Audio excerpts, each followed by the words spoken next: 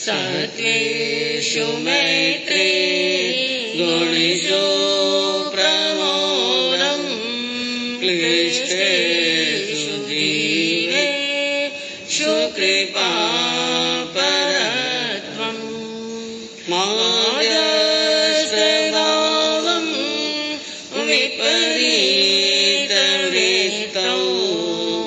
सदा ममात्मा विदधातु देव सदा ममात्मा विदधातु देव। अहिंसा के अग्रदूत, त्रयकाल दृष्टा, भवी जीवों के तारनहार, शासनेश प्रभु श्रमण भगवान महावीर स्वामी के चरणों में कोटि कोटि वंदन। दीन दुखियों के मसीहा, करुणा के सागर, परम पूज्य गुरुदेव श्रमण सूर्य मर्दर केसरी श्री मिश्री मर्जी महाराज साहब के चरणों में कोटि कोटि वंदन। पाठ पर विराजमान परम श्रद्धेया, परम विदुषी, मधुर व्याख्यानी सरल मना पूज्य गुरुदेव जी महाराज साहब के चरणों में कोटि कोटि वंदन। आप सब अटने विराजो सा, अटने आ जाओ, अटने सामने जगह खाली है पहले। हाँ सब गुगलिया जा पटना, आप भी इधर पधार जाओ सामने।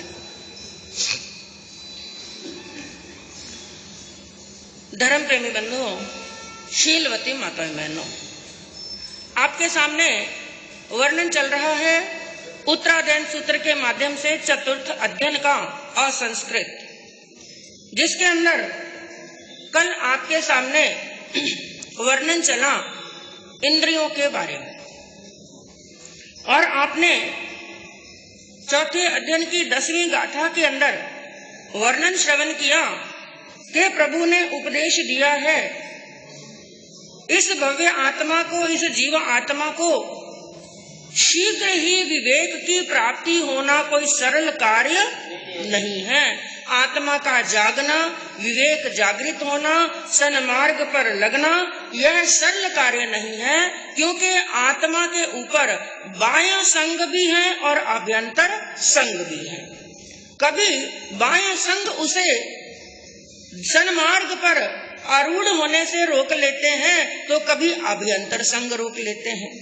यानी कई बार बाहर के रिश्ते, नाते, मोह, आसक्ति, परिवार, धन, दौलत, कई बार ये बीच में रोड़ा बन जाते हैं, बंधन बन जाते हैं। और कई बार जो अभ्यंतर संग, भीतर के संग है, कषाया है, राग है, द्वेष है, ईर्ष्या है, घृणा है, आसक्ति है, कई बार ये बंधन उसे रोक लेते हैं। इसलिए एक मोक्षार्थी मुनि को अपना आत्महित चाहने वाले साधक को क्या चाहिए? लोक के स्वरूप को जाने, यानी इंद्रियों के स्वरूप को जाने, इंद्रियों की शक्ति को पहचाने, आत्मा की ताकत को पहचाने कि मेरे पास में, मेरी आत्मा के अंदर अनंत शक्ति है, अनंत बल है, अनंत ज्ञान मेरी आत्मा के अंदर विद्यमान है। क्योंकि जितनी भी आत्माएं हैं, प्रत्येक आत्मा के अंदर अनंत चतुष्टय विद्यमान है। प्रत्येक आत्मा के अंदर क्या है? अनंत चतुष्टय। किसे कहते हैं अनंत चतुष्टय? 4 चीजें हैं जो प्रत्येक आत्मा के अंदर अनंत है। सबसे पहला अनंत ज्ञान। अनंत ज्ञान, क्योंकि 2 दिन पहले ही आपने गुरुदेव जी महाराज साहब से श्रवण किया था कि ज्ञान कहीं बाहर से नहीं आता है। ज्ञान तो कहाँ पर है? ज्ञान तो हमारे भीतर में ही विद्यमान है, लेकिन उस ज्ञान के ऊपर ज्ञानावर्णीय कर्म की परतें पड़ गई।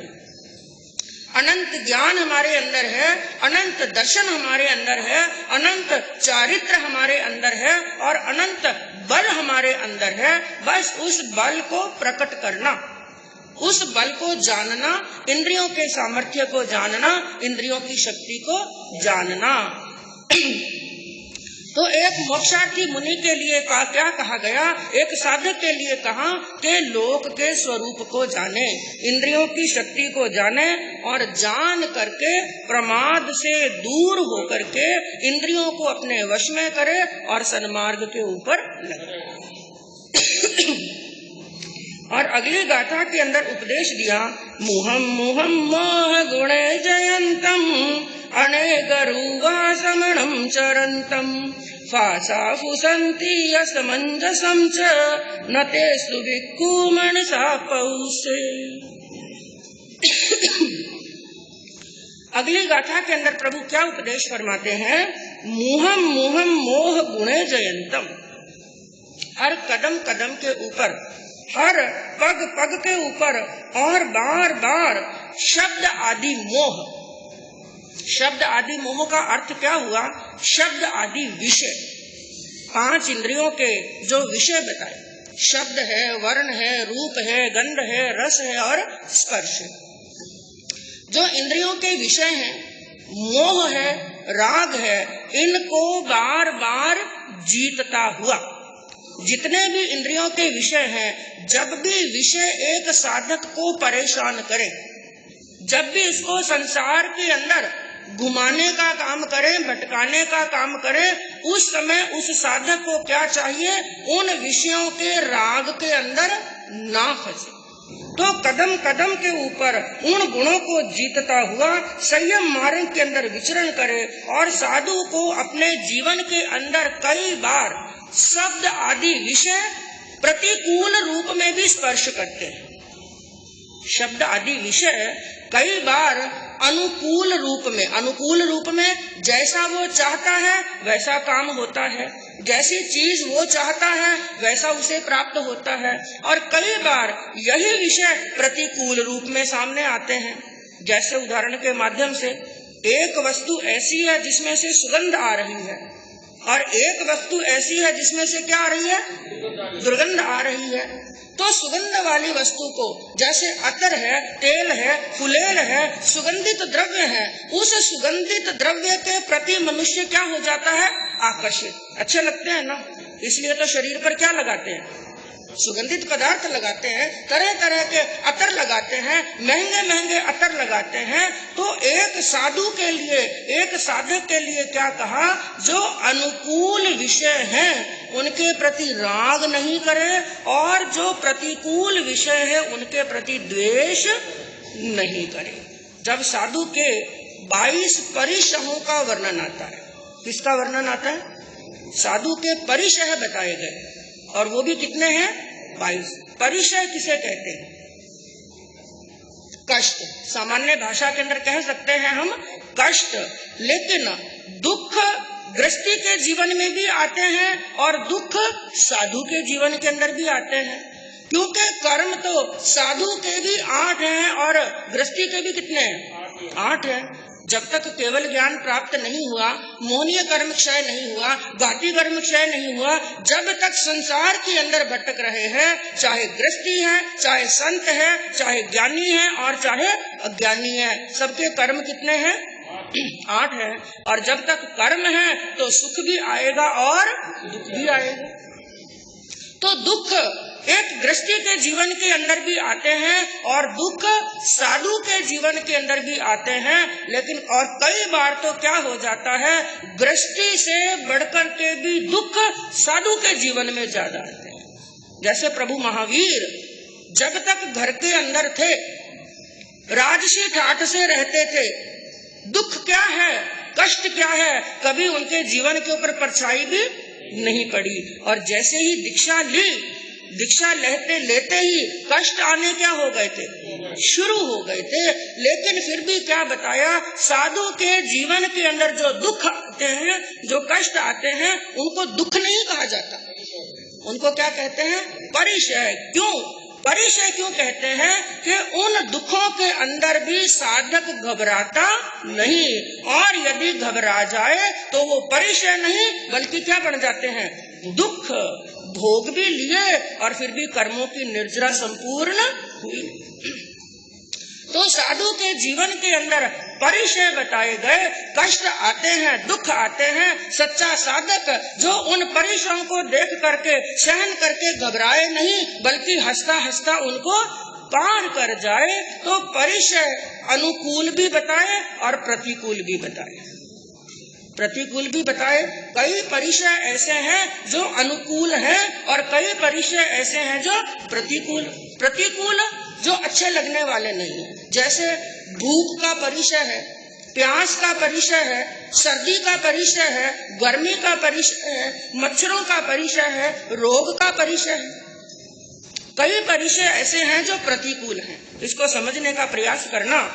कई परिचय हैं ऐसे जो क्या है, प्रतिकूल हैं, लेकिन कई परिचय ऐसे हैं जो अनुकूल परिचय। अनुकूल परिचय जैसे स्त्री परिचय, प्रज्ञा परिचय, सम्मान और सत्कार परिचय और लाभ परिचय। लाभ हुआ और साधु को लाभ कैसा, जैसे कई संत जिनकी अंतराय कर्म कम होता है, गोचरी के लिए गए, आराम से सूझता आहार मिल गया और जैसा उनको भाता है अच्छा आहार मिल गया। और कईयों के अंतराय कर्म, जैसे दंडन मुनि का वर्णन आता है, वो भी आपको वर्णन सुनाया जाएगा कि उनका अंतराय कर्म ऐसा जोरदार था, वो गोचरी लेने के लिए जाते, कई घरों के अंदर फिर जाते, या तो आहार सूझता नहीं या देने वाला भी सूझता नहीं है, और वो खुद तो जाते, उनको तो नहीं मिलता। वो यदि दूसरे मुनियों के साथ में भी चले जाते ना, अपने गुरु भाइयों के साथ में भी गोचरी लेने के लिए चले जाते, उनको भी, दूसरों को भी आहार नहीं मिलता उनकी अंतराय की वजह से। तो मन के अंदर विचार आया कि मुझे आहार नहीं मिलता, तो इसका खुलासा भगवान ने उनके सामने किया कि हे दंडन, तुमने इस प्रकार से कर्मों को गाना। तो यहाँ पर बात चल रही है अनुकूल परिचय और प्रतिकूल परिचय की। तो लाभ परिचय अनुकूल है और प्रतिकूल परिचयों से भी ज्यादा मुश्किल होता है अनुकूल परिचय को जीतना। प्रतिकूल परिचय से प्रतिकूल परिचयों को एक साधक कई बार जीत लेता है, लेकिन जो अनुकूल परिचय है ना, उनको जीतना, उनके अंदर कई बार वो हार जाता है। मुश्किल होता है। जैसे लाभ परिचय, उनको आराम से गोचरी मिलती है, जिस चीज की गवेषणा करता है बड़े आराम से मिल जाती है। जब लाभ परिचय, वो परिचय कैसे कहा गया? आप कहेंगे जब लाभ हो रहा है तो वो परिचय कैसे परिचय? जब उसको लाभ होता है ना, तो मन के अंदर कई बार उसका भी अहंकार हो जाता है, मुझे तो हर चीज क्या मिल जाती है आराम से। सत्कार सम्मान को भी परिचय बताया। कोई अच्छा ज्ञानी है, अच्छा विद्वान है, अच्छा स्वाध्याय करने वाला है, खूब उसने ज्ञान सीख लिया, उसका व्याख्यान प्रवचन बहुत जोरदार है और लोग उसको बाजी अंदाता कह करके बड़ा सत्कार करते हैं, उसके नाम की जय जयकार लगाते हैं। प्रवचनों के अंदर बड़ी भीड़ होती है, तो भी संत को क्या हो जाता है? घमंड होता है ना। और ये घमंड तो किसी को भी हो सकता है, गृहस्थ को भी हो सकता है और संत को भी हो सकता है, और घमंड तो बहुत जल्दी होता है। घमंड सिर चढ़ करके बोलने लगता है और जैसे ही अहंकार हुआ वैसे ही पतन का रास्ता खुल गया, गिरने का रास्ता खुल गया। तो जब सत्कार हो, सम्मान हो, उस समय भी संभाव रखना, उस समय अहंकार के अंदर न आना, ये बड़ा मुश्किल होता है। किसी ने अपमान किया, इसको सहना मुश्किल है, किसी ने अपमान किया, इसको सहना मुश्किल है, लेकिन किसी ने ज्यादा सम्मान कर दिया, उसमें संभाव रखना उससे भी ज्यादा क्या होता है? कठिन हो जाता है। तो ये जो परिचय बताए, स्त्री परिचय और प्रज्ञा परिचय। प्रज्ञा यानी किसी की बुद्धि बड़ी तेज है।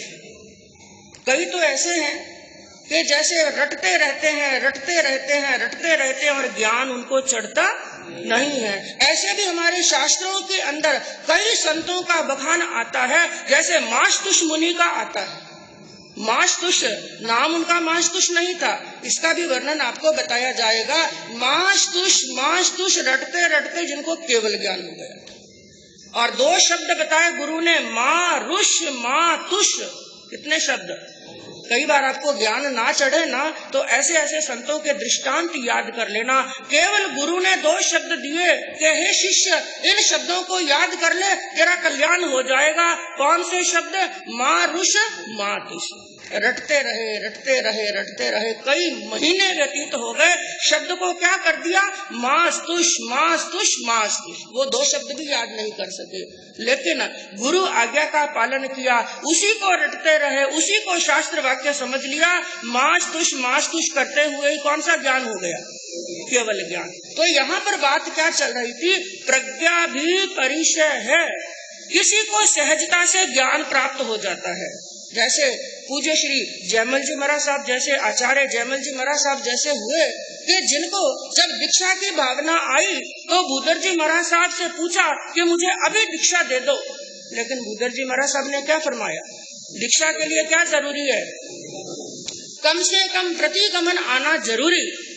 और उनको तो इतना जोरदार वैराग, मुझे तो अभी के अभी दीक्षा लेनी, लेकिन प्रतिगमन याद करना जरूरी। तो प्रतिज्ञा की, गुरुदेव जब तक मेरे प्रतिगमन याद नहीं हो, मैं एक पांव पर 60 बसंत गुजर जाते हैं, जीवन के प्रतिगमन की पार्टियां और सामायिक की पार्टियां भी याद नहीं होती हैं। लेकिन उन्होंने एक पहर के अंदर एक पांव पर खड़े खड़े प्रतिगमन याद कर लिया। और पूज्य गुरुदेव मर्दर केसरी जी महाराज साहब के जीवन का किस्सा आता है कि 265 लावनिया महाभारत के प्रसंग के ऊपर प्रसन्न चंद्र राज ऋषि जी महाराज साहब के पास में थी, और बुद्धमल जी महाराज साहब की इच्छा हुई, मुझे ये लावनिया चाहिए, गीतिका के रूप के अंदर लिखी हुई थी, मुझे ये चाहिए।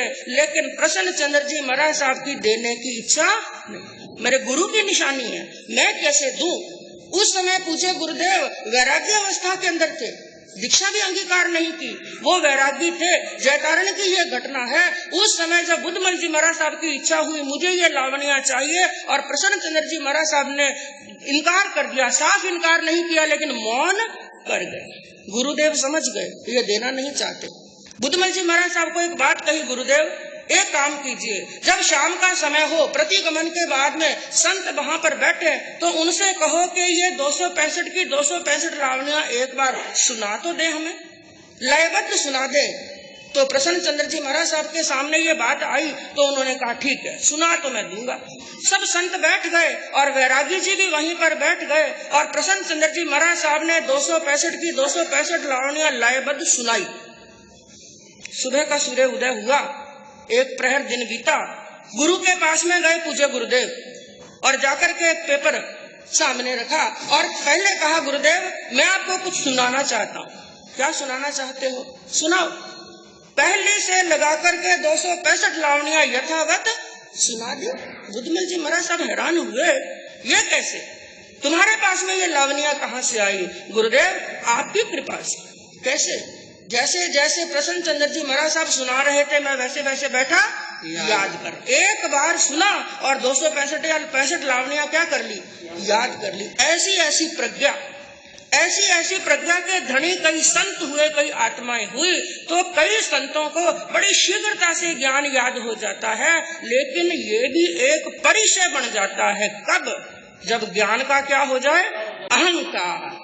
तो उस पर अहंकार नहीं करना, उस समय क्या सोचना, गुरुदेवों की कृपा है, प्रभु की कृपा है जो मुझे ये ज्ञान प्राप्त हुआ है। तो क्या कहा, चाहे अनुकूल परिचय आए और चाहे प्रतिकूल परिचय आए, यदि उस समय संभाव नहीं रखा तो अगली गाथा क्या कहती है, ये शब्द आदि जितने भी विषय हैं यह विवेक बुद्धि को मंद कर देते हैं। जो इंद्रियों के विषय हैं, जब इनके अंदर आत्मा पड़ जाती है तो विवेक क्या हो जाता है, मंद। साधु अपने स्थान को, अपने पद को, अपनी गरिमा को, अपने संयम को भी भूल जाता है। और ऐसा एक प्रसंग नहीं आया, शास्त्रों के अंदर कई प्रसंग आए कि इन विषयों ने, इंद्रियों के विषय और विकारों के अंदर पड़ करके बड़े बड़े ज्ञानियों का भी पतन हो गया। कई समय पर संभल गए और कई पतन के गर्त में चले गए। जैसे एक दृष्टांत आता है बंधुओं, एक नगर के अंदर बड़े संत विराजमान थे, कई शिष्य थे उनके, जवान भी थे, प्रौढ़ भी थे, वृद्ध भी थे। उनके अंदर एक संत थे जो युवा संत थे, कुछ समय ही हुआ था उनको दीक्षा लिए हुए। गोचरी के अंदर जाते, कभी किसी घर के अंदर, कभी किसी घर के अंदर। लेकिन क्या हुआ, कुछ दिन लगातार एक ही मोहल्ले के अंदर, एक ही घर के अंदर वो रोज गोचरी जाने लगे। आज भी गए, कल भी गए, परसों भी गए, लगातार कई दिन व्यतीत हो गए। एक ही घर में, बाकी घरों में भी जाते हैं, लेकिन लास्ट के अंदर उस एक घर के अंदर जा रहे हैं। और आप जानते हैं साधु के नियम होता है, आज जिस घर से गोचरी ली कल उस घर में नहीं जाना, और घर कम है तो कल का दिन छोड़ करके परसों जा सकते हैं। एक ही घर के अंदर रोज रोज गोचरी नहीं जाना। उस घर के अंदर एक श्राविका, वो भी बड़ी विद्वान थी, बड़ी विदुषी थी, बड़ी धर्मात्मा थी। मन के अंदर एक विचार आया, क्या कारण है मुनिराज रोज रोज यहीं पर गोचरी लेने के लिए आते हैं, क्या दूसरे घरों के अंदर गोचरी सूस्ता आहार नहीं मिलता? जैसे अंतगढ़ सूत्र के अंदर, द्वारिका नगरी के अंदर देवकी माता के मन के अंदर विचार आया कि मुनि बार बार गोचरी लेने के लिए आ रहे हैं, वही मुनि 3 बार गोचरी लेने के लिए आ गए। इतनी बड़ी द्वारिका नगरी है जहाँ पर करोड़पति सेठ बसते हैं, बड़े धर्मात्मा सेठ बसते हैं, जो साधु संतों को आहार दिए बिना मुख में पानी की बूंद भी ग्रहण करने वाले नहीं। तो फिर मुनियों को बार बार क्यों आना पड़ा? उस बहन ने भी मन में विचार किया, क्या कारण है, इस कारण के बारे में जानकारी चाहिए। अगले दिन मुनि आए यथा समय गोचरी लेने, क्योंकि वो तो कई दिनों से लगातार आ रहे थे। मुनि आए, गोचरी तो बड़े भाव के साथ में, श्रद्धा के साथ में बहरा दी। गोचरी बहराने के बाद में उस बहन ने एक प्रश्न पूछा, मुनिराज यदि आप किसी प्रकार का मन में विचार ना करें, आप बुरा ना माने, तो मैं प्रश्न पूछना चाहती हूँ। पूछो बहन। बहन क्या पूछना चाहती हो आप मेरे से? उन्होंने कहा, मुनिराज मैं कई दिनों से देख रही हूँ आप हर रोज यहाँ पर गोचरी लेने के लिए आते हैं, मुझे बहराने में कोई दुविधा नहीं है, मैं तो बड़ी प्रसन्न हूँ। संतों के चरण जिस घर के अंदर पड़ते हैं वो घर पवित्र हो जाता है, और हम हाथों से दान देते हैं तो हमारी भी अनंत पुण्यवानी का बंधन होता है। मेरा तो बड़ा अहोभाग्य है, मैं रोज पंच महाव्रतधारी मुनि के पात्र के अंदर आहार बहराती हूँ। लेकिन मुनिराज जहाँ तक मैंने ज्ञान सीखा है, गुरुओं से ज्ञान प्राप्त किया है, रोज रोज मुनि एक ही घर के अंदर गोचरी लेने के लिए नहीं आते। फिर क्या कारण है आप हर रोज यहीं पर गोचरी लेने के लिए आते हैं? मुनि थोड़ी देर के लिए मौन कर गए, इधर उधर चारों तरफ देखा, घर के अंदर कोई नहीं, अकेली वो श्राविका, अकेली वो बहन थी।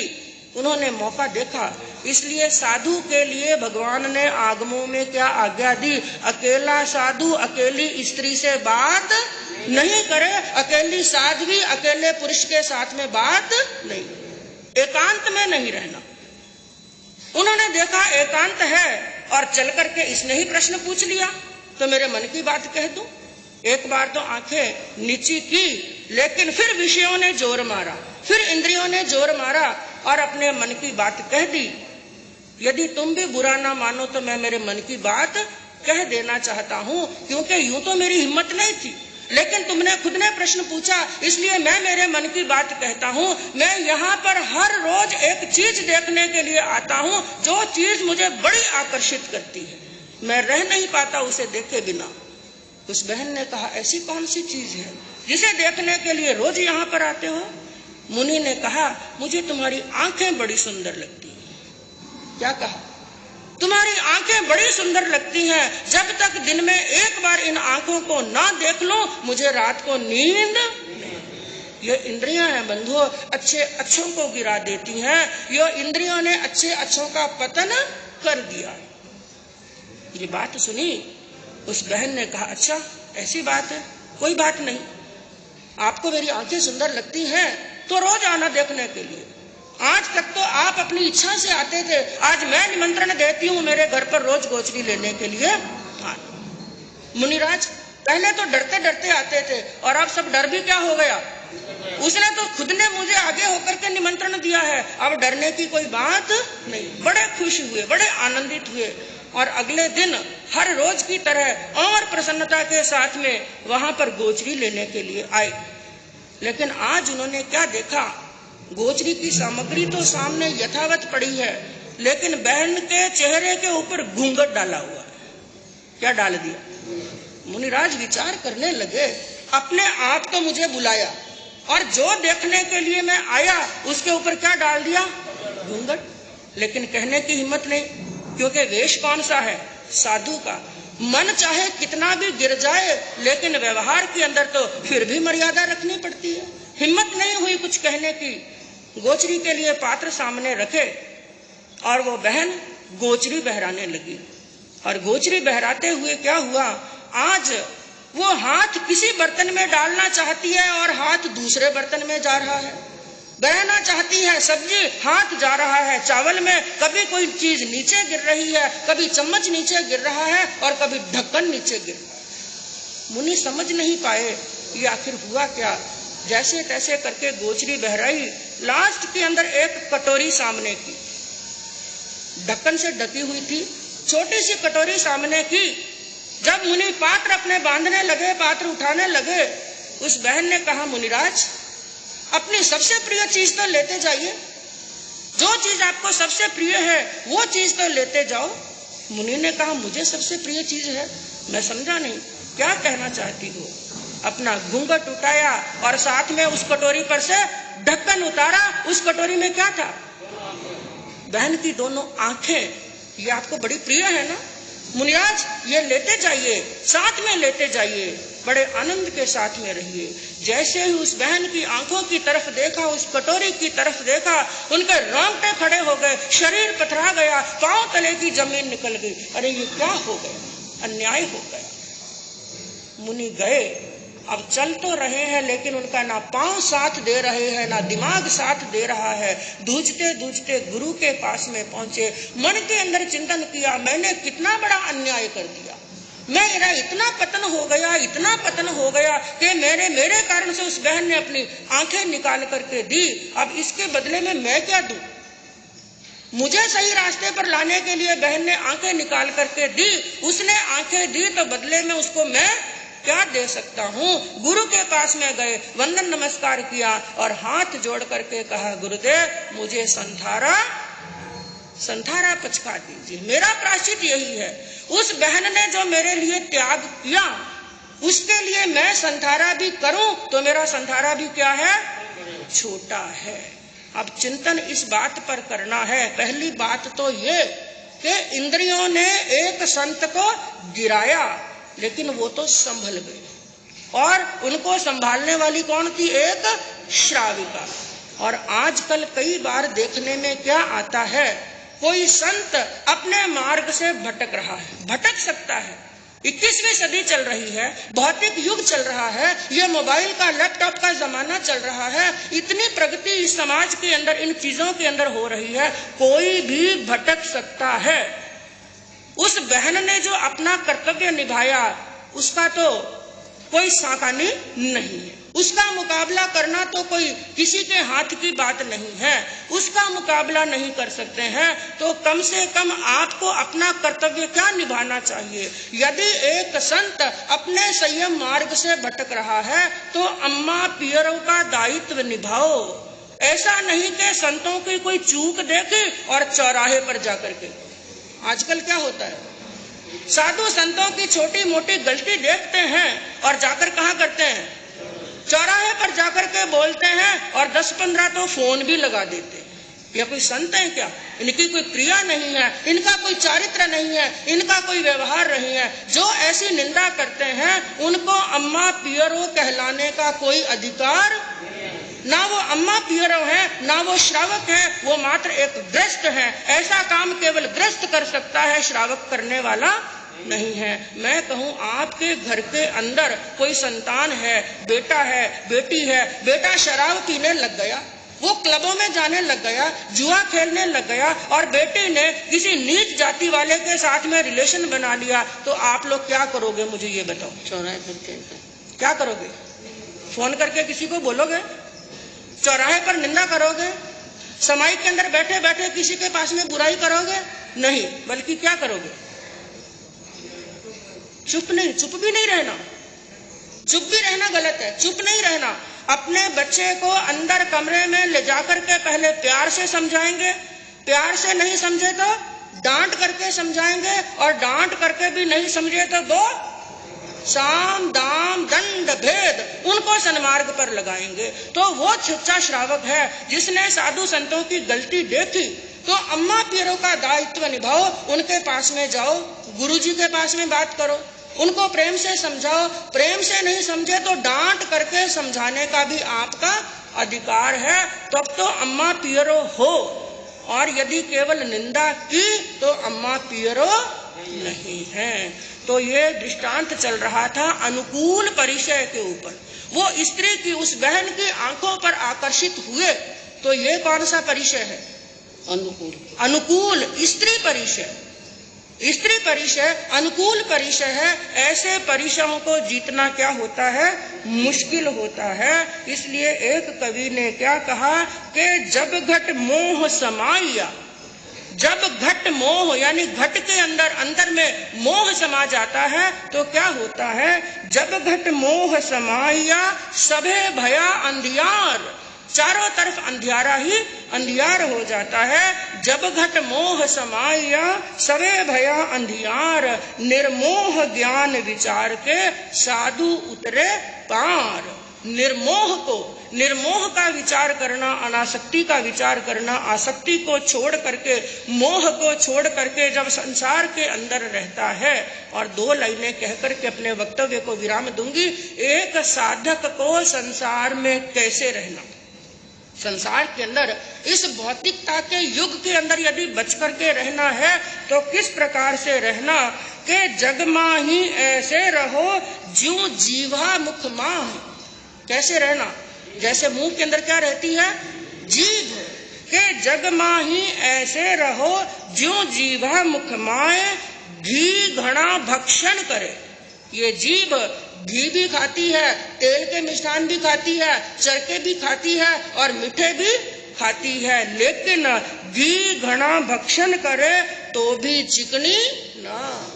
इस जीभ ने तरह तरह का माल खाया, सटरस के भोजन खाए। मैं कहूँ आप किसी ब्याह में गए, शादी में गए, वहां पर तरह तरह के पकवान बने हुए हैं। सब पकवान खाए और कटोरी पर भर करके घी भी पी लिया। आजकल तो कैपेसिटी नहीं, पुराने जमाने के अंदर थे जो शेर घी और थाली भर करके घी पी लेते थे। लेकिन मैं आपसे पूछूं, घी भी पिया, चीकने पदार्थ भी खाए, जीभ चीकनी हुई क्या? कभी इसको साबुन लगा करके धोना पड़ा? नहीं। तो जैसे